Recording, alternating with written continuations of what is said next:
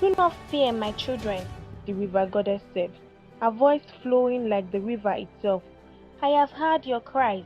I shall restore the river and bring prosperity back to Ayelabola. But you must respect my gifts, never litter or dirty the river. Keep it clean as you have done tonight.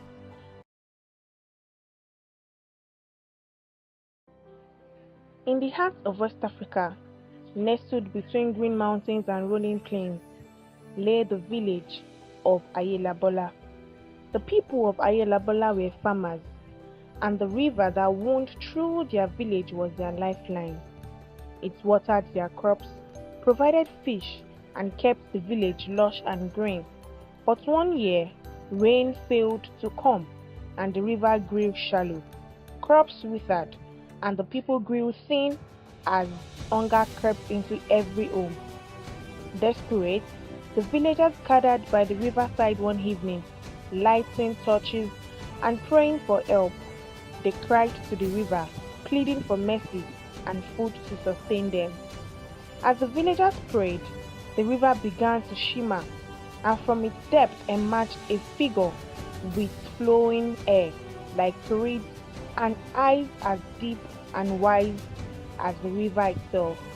She was the river goddess, a being of grace and power, dressed in a robe that shimmered like water under the moonlight.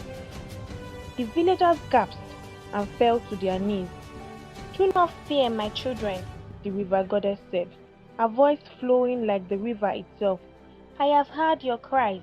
I shall restore the river and bring prosperity back to Ayelabola. But you must respect my gifts, never litter or dirty the river.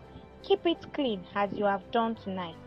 The villagers promised solemnly to honor her wish, and with a gentle wave of her hand, the river goddess made the rivers flow again more abundantly than before. Fish leaped, crops flourished, and the village once again knew prosperity. With the river's gifts, Ayelabola prospered. Families grew strong and healthy, and the land flourished with abundance. For a time, the villagers kept their promise, keeping the river clear of waste. But as season passed, some began to forget the warning. Small pieces of trash found their way to the river banks, and some villagers washed their clothes in the river, muddying its waters. It's just a little bit, they had say.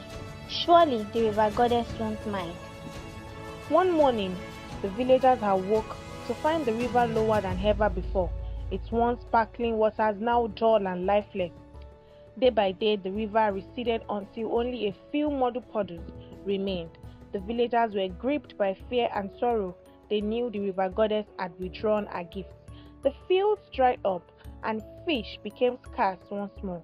Hunger returned to Ayelabola, and the villagers finally realized the gravity of their mistake. They gathered once more by the dry riverbed, begging for forgiveness, but the river goddess did not appear. The village elders called a meeting, and together the villagers decided to spend every day cleaning the riverbed. They pulled out every piece of trash, scrubbed the rocks, and planted flowers along the banks as a sign of respect. After days of hard work and heartfelt prayers, the riverbed looked pristine. The villagers gathered once more at dawn, kneeling by the river's edge, begging the river goddess to forgive their negligence and restore the water to the land.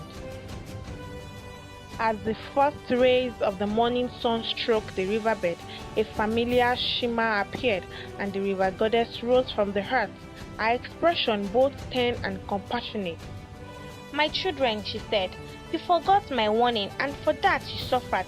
But now I see your hearts have returned to gratitude and respect.